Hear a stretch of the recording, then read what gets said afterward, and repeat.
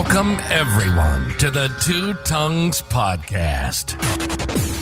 Consider this your invitation to join Kyle and Chris on a journey through our minds, where we explore the questions that have fascinated us for as long as we can remember. Could anarchy actually work? Does God exist? And just how did the cosmos get here anyway?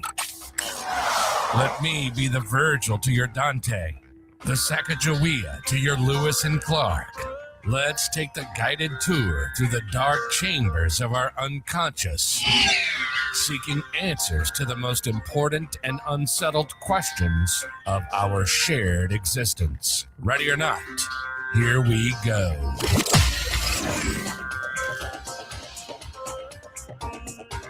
Ready or not.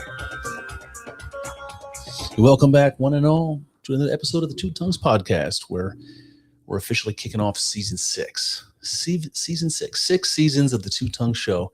I'm going to kick it off with some opinion scholarship because I don't have Kyle with me today. And the book that I'm going to end up in, the individual that we're going to be talking about today, is quite famous. The book, though, maybe not so famous. It's quite a little book. You see that? Not much going on. If you see the name there, though, Schrodinger might ring some bells. So this is a small little book called Mind and Matter by the quantum physicist Erwin Schrodinger, a fella who maybe needs no introduction in the realm of quantum physics. So this is what we're going to get into. Let me pull something up here.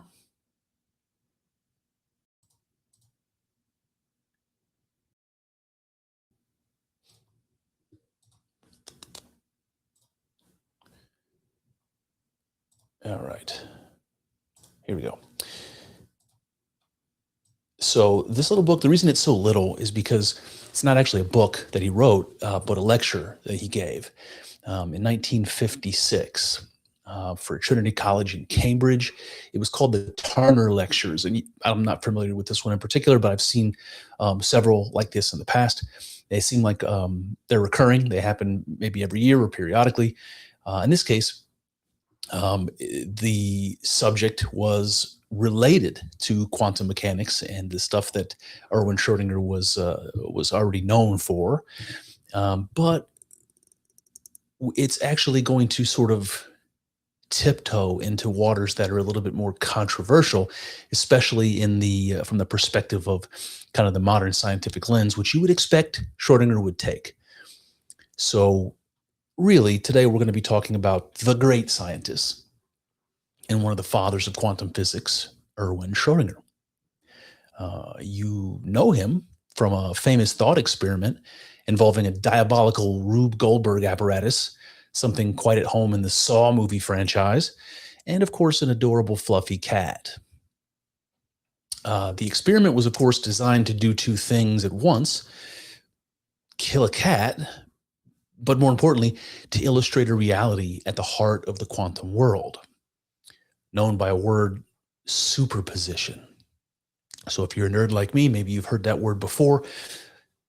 There is, as they say, more than one way to skin a cat.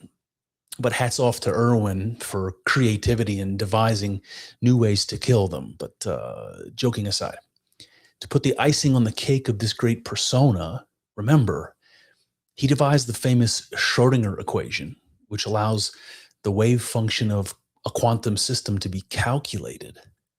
He coined the term quantum entanglement and, of course, won the Nobel Prize in Physics back in 1933. So I summarize his resume, admittedly, as an appeal to authority. Why? Because today's opinion scholarship will not surround Schrodinger's ideas of material science. And I want the weight of his accomplishments to serve as a bulwark against any instinct you may have to write him off as a kook. He was not a kook, not a mystic. He was a man of reason, a man of science. But it turns out scientific seeking brought him right to the door of mysticism.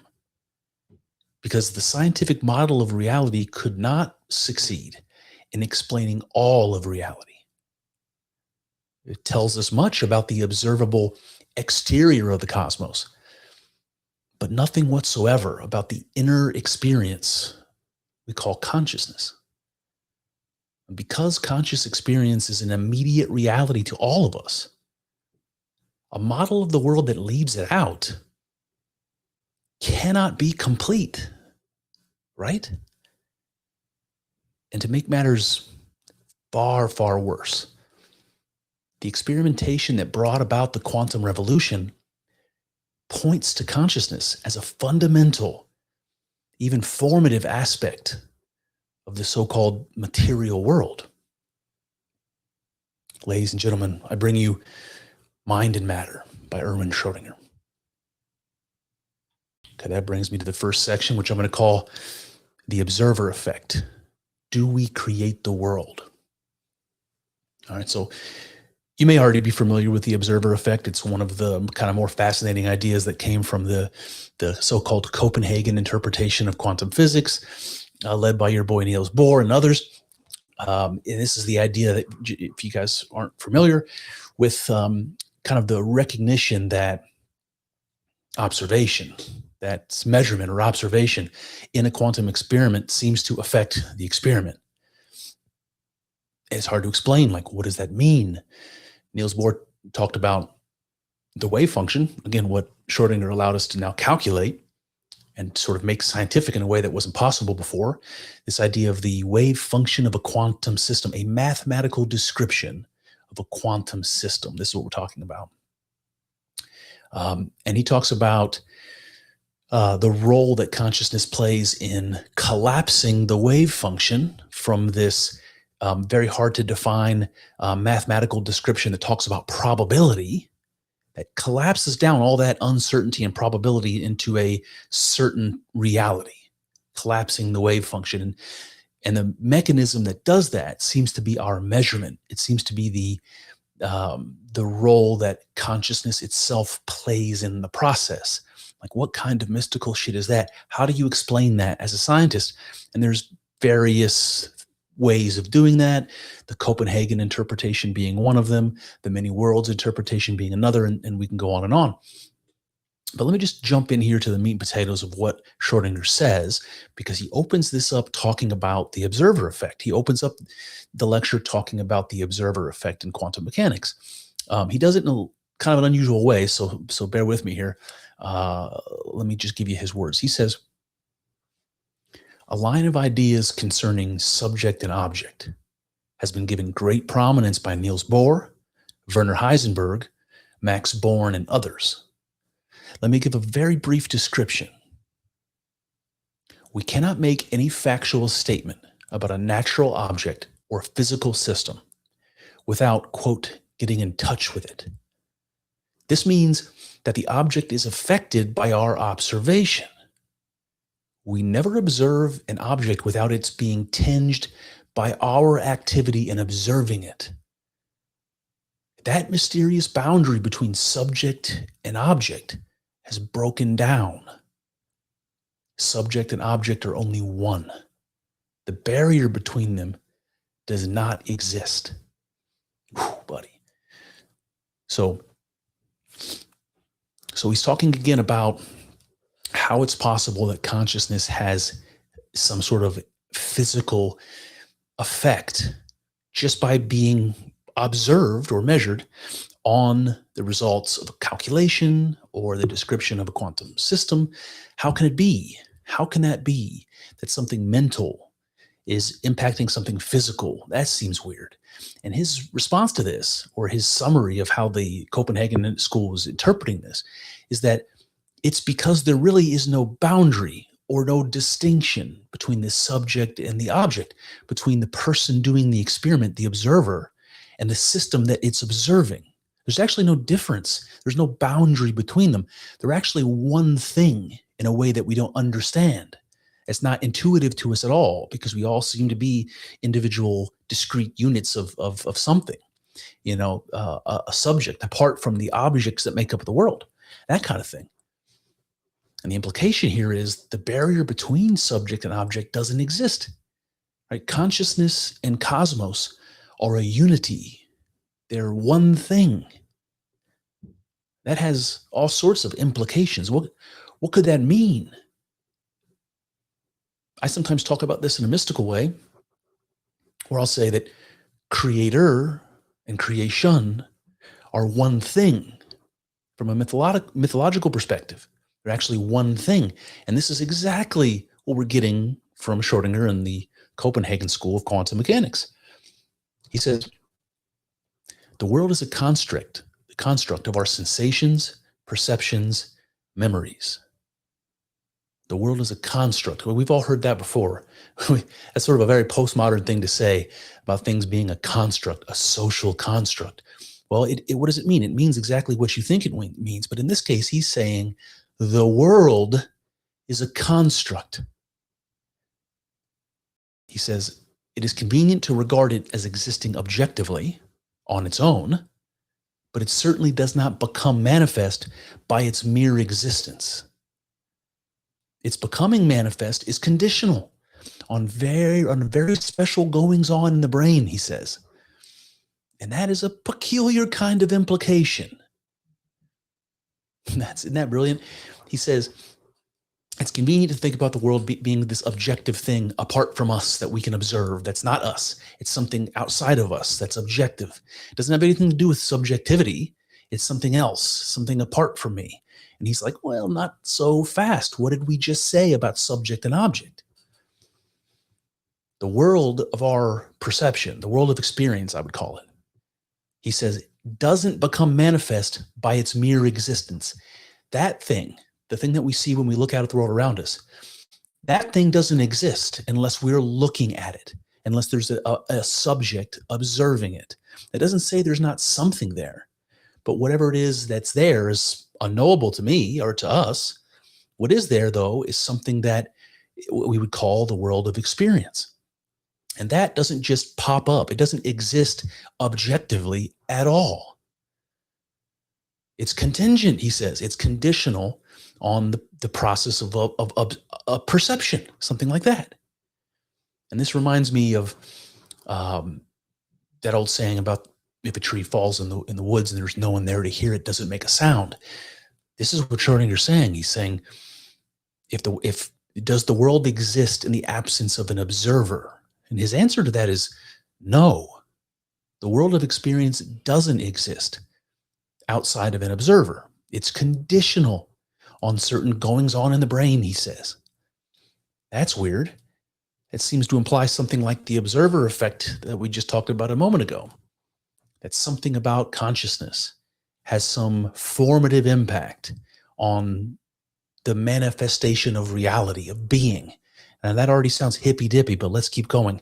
He says, to be spread out in space, to happen in a well-defined temporal order, is not a quality of the world, but pertains to the perceiving mind. All right, so time and space, these features that define reality as far as we're concerned, things that we think are fundamental, right? He's saying, no. There may very well be a reality that's objective, maybe not, but there may be. But the fact that what we observe is something that's occurring in space and time, well, those features are actually not indigenous to the world. They're not indigenous to reality. There's something that, in fact, pertains to it describes the process of perceiving. It describes the mind. Time and space are not features of the world. They're features of the mind. Let that sink in for a minute. What does that mean about what mind is? What kind of implications does that have in the fact that we all have minds, right? He goes on, he says, this was Einstein's discovery. Special relativity meant the dethronement of time imposed on us from outside. And this thought is a religious thought, right? So Schrodinger says Einstein's discovery is actually a religious thought. Isn't that interesting? mind imposes time and space on reality, which creates the world of experience. We therefore, as minds, participate in the creation and sustaining of the cosmos in a manner that is not obvious to us. And this is the same thing that's implied by the observer effect. Time and space are imposed on reality from the mind. He goes on, he says, mind has erected the objective world, or the objective outside world out of its own stuff, he says. Mind has erected the outside world out of its own stuff. Right? The world of experience is made of mind stuff, not atoms, not quantum waves, right? The world that we experience, the world of our perception, that's made out of mind stuff. The world is a mental construct. What does that mean? What does that imply about the relationship between mind and reality? And what does that make mind? How do we understand mind? Are we not tiptoeing down very religious territory right now? He says, I maintain that the hypothesis of the real world around us amounts to a certain simplification, which we adopt in order to master the infinitely intricate problem of nature. Notice how he talks about this world of experience. He calls it the hypothesis of the real world. Isn't that interesting? As if the real world is a hypothesis and not a reality. I maintain that the hypothesis of the real world around us amounts to a certain simplification, which we adopt in order to master the infinitely intricate problem of nature. So something that the mind is doing when it observes the world is simplifying it in a way that makes sense to us, in a way that allows us to navigate the world, to participate in the world, to survive from an evolutionary perspective. But we're not necessarily seeing what's really there, the thing in itself, as Kant would say. And this reminds me of a philosopher named Henri Bergson, who talked, I've said this many times, so forgive me if you heard it, but he talks about consciousness being a reducing valve, as a mechanism that sort of dials down this infinite, unmanageable thing that we call reality, and not really ever understanding what that means. And it's sort of an aperture that sort of closes in until it becomes manageable. What's coming through that aperture becomes manageable. And that's what we call the world of experience, the world that we're measuring with mathematics and quantum experiments and all of this. The world that we describe using wave functions and all of this. And that brings me to the next section, which I'm going to call Galileo's error. I borrow that title from a book by Philip Goff, the philosopher Philip Goff, because it's really right up the same alley. This really is talking about the problem that imposes itself on science, that comes from a resistance by scientists to be open to the reality of mind in the way that quantum experimentation seems to force on them, right? Consciousness is something that cannot be done away with. It's something that seems to be fundamental and formative in the creation of the world of our experience. And we don't really know if there's a difference or what the difference might be between the world, if there's such a thing as an objective world, and the world of our experience. So it's not something we can do away with. And yet the modern scientific paradigm does exactly that. So let me give you Schrodinger's words here. He says, without being aware of it, we exclude the subject of cognizance from the domain of nature that science endeavors to understand. Okay, what does he mean? The subject of cognizance. That's you, that's me, that's consciousness. So science excludes this from the world. He says we step back into the part of the onlooker who does not belong to the world. The two most blatant antinomies caused by our stepping back into the role of a non-concerned observer. He's saying this thing that we pretend that we're able to do, to step outside of the world and look at it as though we're a third party or something. There's two problems that come from this. The first one, he says, is finding our world. He actually says our world picture, our model of the world, is finding our model of the world colorless, cold, mute. But if you take consciousness out, if you take mind out of the picture, what do you have? And he gives a really good example. He says, let us assume that you observe several bundles of pulsating currents, which issue from the brain and through motor nerve fibers are conducted to certain muscles of the arm, which tends a hand to bid you farewell for a long separation. At that same time, you may find some other pulsating bundles produce a certain glandular secretion so as to veil the eye with tears. But nowhere along this way will you ever meet the dire pain, the worry within the soul, though their reality is to you certain. The show that is going on obviously acquires a meaning only with regard to the mind that contemplates it. Small wonder that they're lacking in a world model from which we have removed our own mental person. Okay, and like that's kind of like case closed as far as I'm concerned. That is an obstacle to the modern scientific paradigm that I cannot see scientists arguing their way out of. He's basically saying when you look at the description of the world that you get from quantum physics as an example, or chemistry, or any other field of science, any description and any level of analysis that you want, you look at that and you understand it all perfectly fine. And what you would know, what you would quote unquote know, is exactly what he says. Chemical signals traveling through the brain to nerve fibers, making someone's body move, waving goodbye. Maybe even the same sort of electrical chemical phenomenon that triggers the tears that are welling up in my eyes. And it can describe all of that, maybe even predict all of that, but it cannot in any way tell you what the experience is that accompanies that and therefore what the meaning is. If I'm waving goodbye to someone for a long time and there's tears welling up in my eyes, that means that we have a relationship.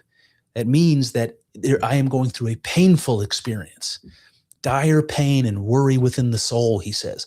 All of this stuff that is accompanying the tears, that is the real cause of the tears and the meaning associated with this. Why would I be sad at all to say goodbye to someone for a long stretch? Well, there's some meaning involved with that person's presence in my life. And now I have to deal with the absence of that thing, and it means something that makes me sad, right? And none of that, which is all the stuff that matters to us, none of that is captured in the scientific description, in the mathematical description, in the physical description. It's missing. It's like the world is a bunch of robots that feel nothing and exist in a world without meaning. It's all deterministic and mechanical. Is that the world you live in? Me either. And Schrodinger was well aware of this.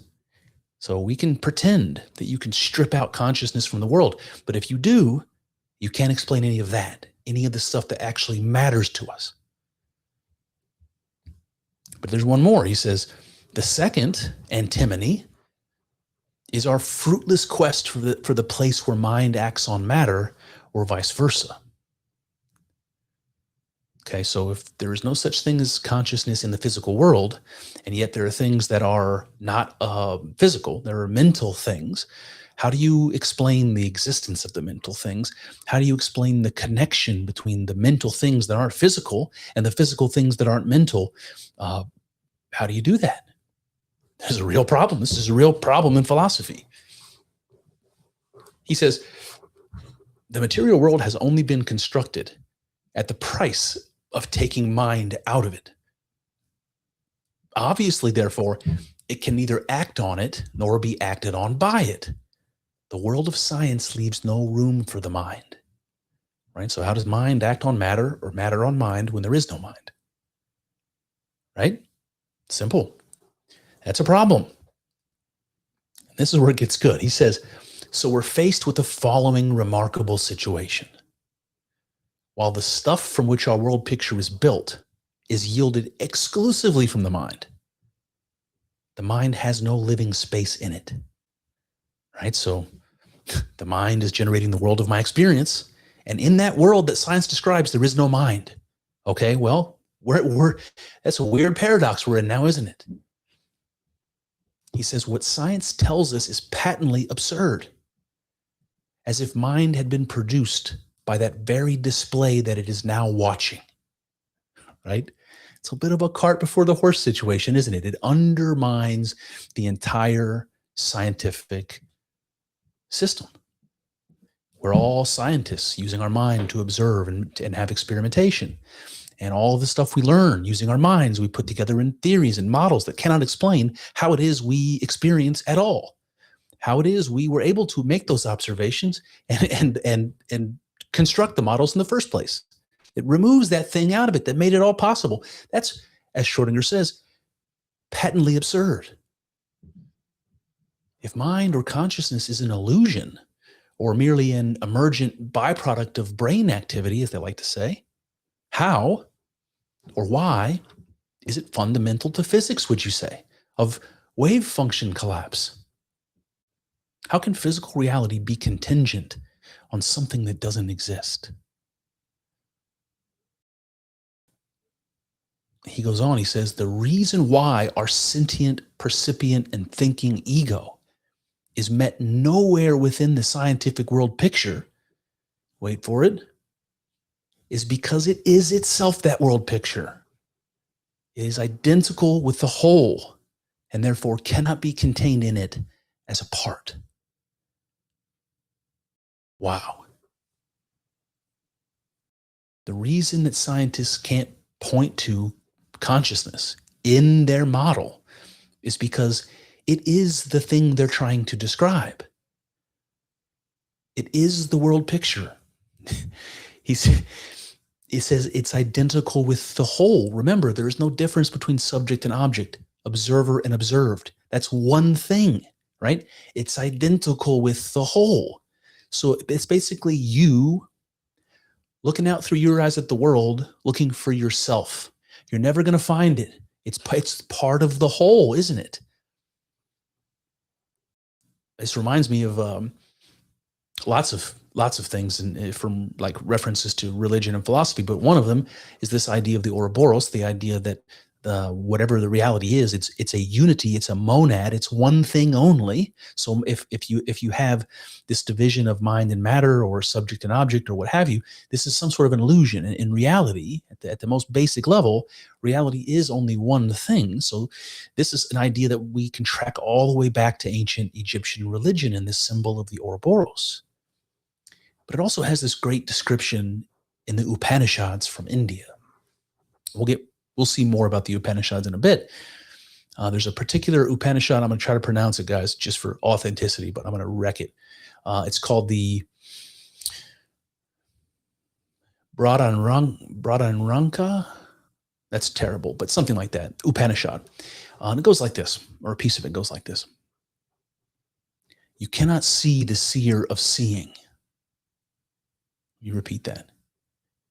You cannot see the seer of seeing, right? You can't know the knower of knowing. Fire cannot burn itself. These are all ideas that are circling around this same concept, right? Consciousness can't be found in the scientific picture of the world because it is the whole. It is included in the thing you're looking at. It can't be separated from it as a part so that you can point your finger at it and say, there it is. You cannot see the seer of seeing. And that brings me to the next section, which I'm going to call the oneness of mind. And this is where I think it gets really interesting from a scientist like Schrodinger, because he starts talking about specifically mystical experience, religious experience. Not just religious experience, though, like the penultimate mystical experience, the experience of becoming one with God, one with the universe, that sort of thing. And he talks really plainly about it. He says, we know when God is experienced, this is an event as real as immediate sense perception or as anyone's own personality. So he's saying something kind of bold here. He's saying that having an experience of God is an experience that's possible, right? And he says, we know that when that happens, it's as real to the people who have that experience as your experience is of the world around you, as the mundane, everyday experience. It's more real to you, or as real, as your very own personality. That's how you know it. That's how you know God, like you know your own personality when you have this experience. And he says, like them, he must be missing in the space-time picture. I do not find God anywhere in space-time. So the implication he's making here is God, just like the consciousness that creates the world of experience, cannot be found within it. And for the same reason, God is the world picture. It is the totality, the all, that includes subject and object. It includes mind and matter. Just as consciousness is the world picture, God is the world picture. That's why you can't find it in the scientific model. That's why you can't find it in space-time. You cannot see the seer of seeing. And now we begin to see this conflation between God and consciousness in Schrodinger's mind. And both ideas carry this role of creator, right? God from a mythological perspective, creating the cosmos, and consciousness from the perspective of quantum physics that plays a role in the creation of the world of experience, the world that we experience. And this idea, this conflation between God and consciousness is not unprecedented by any means. And he's going to share that with us in just a bit. So I'll pump the brakes on that. I just want you guys to know this isn't Schrodinger's idea necessarily. He just came to this idea in parallel through his work in quantum mechanics. The same idea that we see from the mouths of various philosophers and religious traditions going back, thousands of years. All right, he says, but here we knock against the arithmetic paradox. And I'll just stop for a second. He's talking about a paradox to do with numbers, and you're going to see quickly that this is really an allusion to this ancient philosophical question of the one and the many, which we've heard about many, many times on this podcast. But I also want to point out that the moment we start talking about God, we start talking about paradox. And I just want to point out, for those people who listen to the show, you've heard me say that many, many, many times. Whenever we get into the realm of the mystical, we're always confronted with paradox. And this same thing's happened to Schrodinger. He says, here we knock against the arithmetical paradox.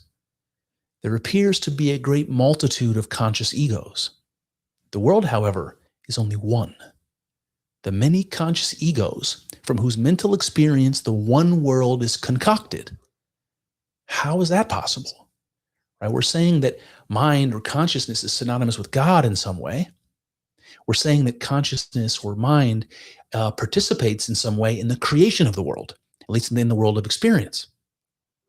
But there's only one world, and there's all kinds of people with consciousness out there, right? And maybe even if you extend consciousness to things that aren't advanced or have human level consciousness, it's a dizzying array of observations of consciousness all over, the atomic world, the chemical world, the world of life, biology, and all of this. Imagine all this is conscious in some way, and you have this dizzying array of consciousness all around you all the time. So if consciousness is creating the world somehow, how is it there's only one world? How do you get one from many? And this is that ancient philosophical problem of the one and the many. And he's going to tell us here what the options are logically for resolving the paradox. He's going to say here, there are two ways out of the number paradox. One way is the multiplication of the world and Leibniz's fearful doctrine of monads. All right, so we've got this little book over here somewhere, maybe whatever. It's Monadology by Leibniz. Leibniz, if you guys don't know, he was a peer of Isaac Newton. I believe he was a co-creator of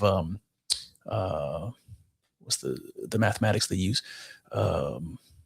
Slipping my mind. But in any case, a brilliant genius man in his day. But he described the world as being isolated as these, like every person is a universe, an island universe, a universe in and of itself. There's no communication possible between us. So it's this world of monads is what he described. So this is one way of resolving the paradox. There are literally an infinite number of worlds. Like everything that's conscious has its own conscious world, and never the two shall meet kind of thing. And he calls this fearful. He doesn't like this idea. To Schrodinger, it doesn't ring realistic, right? Because we do have relationships and love and connection between other human beings. So the fact that how do you reconcile that with being totally isolated monads living in your own entirely separate worlds is difficult to do, right? It also seems to be related to me to another one of the interpretations of quantum mechanics. So we talked about the Copenhagen interpretation, but there's another. It's called the Everettian many worlds interpretation. And the idea is basically that anytime a quantum event happens, there really isn't such a thing as probability involved. It's just every possibility creates a new reality, and they all exist simultaneously. You can see how this becomes pretty overwhelming, pretty hard to justify when you're thinking about things like, the conservation of energy and things like that. Like, how do you create an infinite number of worlds in that way? It seems strange and maybe unrealistic. He says, but there's an alternative, namely the unification of minds or consciousnesses. So rather than making us all, island universes, he says, what if there's a unification? What if really there's only one mind? And he describes that. He says, their multiplicity is only apparent. In truth, there is only one mind. So the idea of multiplicity is something like an illusion. There's a philosopher named Bernardo Kastrup who talks in a very interesting way about this, where he talks about if what's fundamental really is mind in the cosmos, and there's just one, but we experience them as many. It's like, well, minds, they seem to do this all the time. They have a, what does he call it? What does he call it? He always relates it to the multiple personalities. I'm not going to be able to come up with this word now, but it's like a fissure. It's like something happens in the mind that splits it off from each other. You get like somebody with multiple personalities where they seem to have two minds or something. There's a thing that the mind does that sort of fractures itself off like that. You might think of the example of someone who has some kind of trauma in their childhood, and then they can't remember it. It's like their mind just sort of splits that off and puts it off to the side and doesn't have access to it, that kind of a thing. So this is like something that mind seems to do. So maybe the multiplicity of the world is only apparently so. And the truth is there's only one mind that seems like many, something like that. And here's where we get into the religious stuff that I like so much. He says, this is the doctrine of the Upanishads, right? We just read one of those. And not only of the Upanishads, the mystically experienced union with God regularly entails this attitude. He says, let me quote as an example, outside of the Upanishads, an Islamic Persian mystic of the 13th century, a guy named Aziz Nasafi. And Aziz says this beautiful little ditty. He says, the spiritual world is one single spirit who stands like a light behind the bodily world. And when any creature comes into being, shines through it as through a window, right? One spirit shining through a multiplicity of beings. But the consciousness that you are and I am is ultimately one. And you have all these beautiful echoes of this and, pre-Socratic the ideas of the monad and, I could go on and on. He says, still to the Western thought, this doctrine is unpalatable. It is dubbed fantastic, unscientific. Well, so it is, he says, because our science has cut itself off from the subject of cognizance, the mind. Of course it's unpalatable. If you believe the mind is an illusion, of course it is. He says, one thing can be claimed in favor of the mystical teaching of the identity of all minds. So now he's basically coming down with the judgment here. Is like, you've got Leibniz's idea of monads, and you've got this idea of all minds really being one, where does he weigh in on this? He says, one thing can be claimed in favor of the mystical teaching of the identity of all minds with the supreme mind, as against the fearful monadology of Leibniz. The doctrine of identity claims the empirical fact that consciousness is never experienced in the plural. Stop for a second. Dissociation was the word I was looking for there a minute ago. Mind has this quality, this pattern of behavior that's common to mind. It's the ability to dissociate. So forgive me for that little interruption. That's the word I was searching for. In any case, what this idea of the identity of all minds with the supreme mind, the idea that mind is only one, what it has going for it is that in reality, in practice, consciousness is never experienced in the plural. Interesting, right? He says, even in the pathological case of a split personality, the two persons alternate, right? They're never in there at the same time. Consciousness is never experienced in the plural. So that's a tick in the box of maybe mind is really all one, isn't it? He says there are cases where we would expect and nearly require this unimaginable thing to happen. He's talking about having, consciousness in the plural. He says, when in the puppet show of dream, we hold in a hand quite a number of actors controlling their actions and their speech, we are not aware of this being so. Only one of them is myself, the dreamer. One would think that such a commonwealth of cells as each of us would be the occasion par excellence for mind to exhibit plurality, if it were at all able to do so. So he's laying down his opinion in favor of the oneness of mind as the solution to the paradox. And it's beautiful. It's like mind is only ever experienced singularly, never in the plural. Even when you're dreaming and all of the imagery and all of the people that are in this scene playing out in your dream, they're all you. Even in that situation, they're all being generated by your mind. And even in that situation, you're only one of the people in that dream, even though you're all of them, aren't you? And he said, well, take a human body as an example. If you thought it would be possible for consciousness to be expressed in the plural or experienced in the plural, don't you think a body made of all these individual cells is ours, hypothetically having consciousnesses of their own, that this whole composite creature would express consciousness in more than one way? But it doesn't.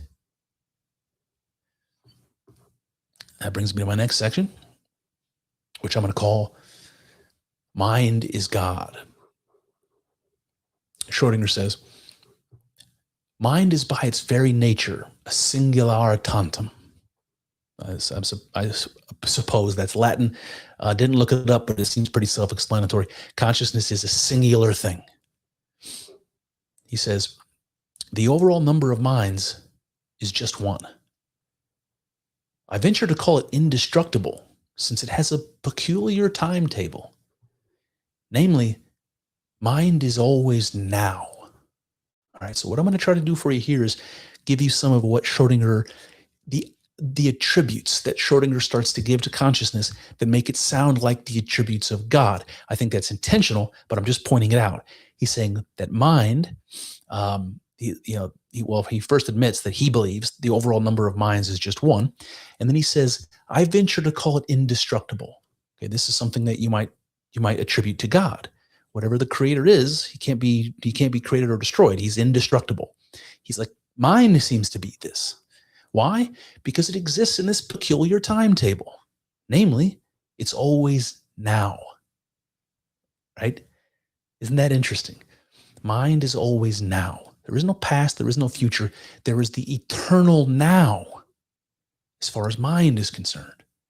So that makes mind somehow outside of time in the way that you might think of God as outside of time. He says, it would seem queer to think that the conscious mind that alone reflects the becoming of the world should have made its appearance only at some time in the course of this becoming. He's saying it seems very strange that mind, which is responsible for the world, would only appear partway through the development of the cosmos, that it would just appear. It's like putting the cart before the horse, like we were talking about earlier. If consciousness plays a role in the manifestation of the world, of the world of our experience, then certainly mind couldn't have occurred at some point along the process. It must have been there all along. And he says, he makes this point in a pretty funny way. He says, and before, should it have been a performance to empty stalls? Right? He says, it would seem queer to think that the conscious mind that alone reflects the becoming of the world should have made its appearance only at some time in the course of this becoming, and before, should it have all been a performance to empty stalls? Right? If a tree falls in the forest and there's no one there to see it, you see the pattern here. He says, nay, may we call a world that nobody contemplates even that? Has it existed? Right? If there's nobody there to hear the tree fall, if there's no consciousness there to observe the cosmos, does it even exist? He says, for do not let us forget, the world is reflected in a conscious mind. The world extended in space and time is but our representation. Whew, buddy.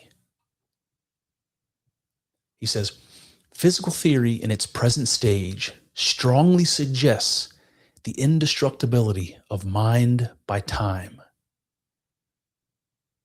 When he says physical theory, he's talking about quantum mechanics. Physical theory at its present stage, he buffers that, like, we might find out we're wrong later on.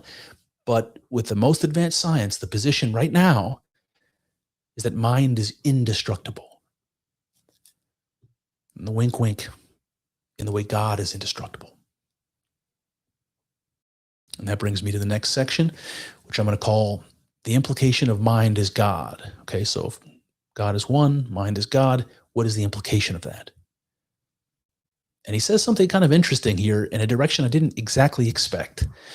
But it actually lines up with the book that we read and talked about recently called The Phenomenon of Man by the philosopher Teilhard de Chardin, in a way that it was surprising to me, like, serendipitous. These things happen. But listen to what he says here, and I'm just going to frame this as the implication. If mind is God and we're mind, what does that mean? What's the implication? Schrodinger says, while in plants and in the lower ranges of the animal kingdom, behavior is brought about by the slow process of selection, by trial and error. Man's high intelligence enables him to enact it by choice. So our biological future must not be taken as an unalterable destiny that is decided in advance by any laws of nature. Whew. Did you pick up on that? He's saying that mankind should play a role, or maybe must play a role, in the development of our evolution, in the direction of the future. That he's essentially saying that we can build ourselves, we can direct our own transformation in the same way that we build and direct the transformation of the planet that we live on, and potentially the cosmos that we inhabit, right? We're the creator, in a sense, of the world of our experience. And that experience includes the subject, that's you and me. Also, the physical meat vehicles that we ride around in. And if we come to the conclusion that God is mind and we have a mind, and that somehow makes us co-creators with God in a way that is difficult to talk about, then perhaps we have the obligation to direct our own transformation, our own evolution. Why, if we are God, in a sense, should we allow this process of deterministic selection, of trial and error, to direct our transformation? He says, our biological future must not be taken as an unalterable destiny. What does that imply? It implies that we can take the reins of that destiny, that we can drive that car. Now, I mentioned that Chardin had a very similar sentiment in the book that we talked about of his, called Phenomenon of Man. I'll just point out that was published in 1955. And this lecture occurred in the following year, 1956.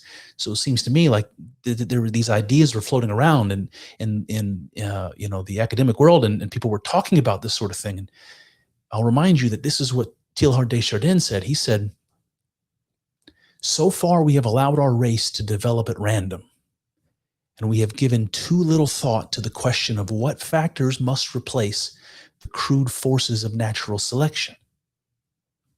In the course of the coming centuries, it is indispensable that a nobly human form of eugenics should be developed. Is it not precisely the world itself, culminating in thought, which expects us to think out the instinctive impulses of nature so as to perfect them?"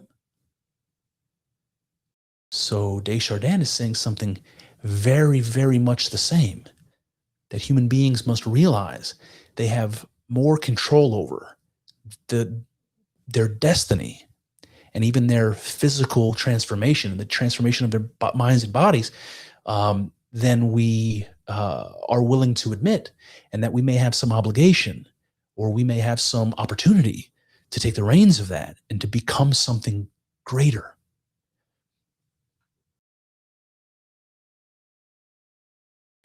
So the implication is something like, if mind is God and we participate in mind, then we are in a very real sense co-creators of the world.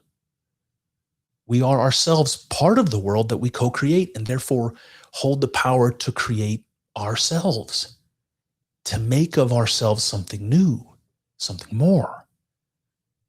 We can and perhaps must take the reins of evolution and begin to lead our own transformation. Something like that. And that brings me to my conclusion. Since Teilhard de Chardin has offered us such a compelling compliment to Schrodinger, let me extend one more.